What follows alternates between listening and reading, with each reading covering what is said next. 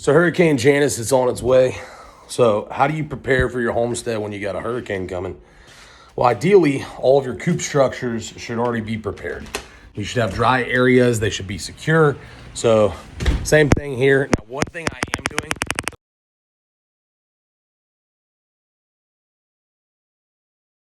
it looks like it's actually full. Filling up my 55-gallon drum. This is food grade.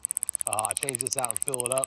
That way I make sure that I have water for all the animals. Turkeys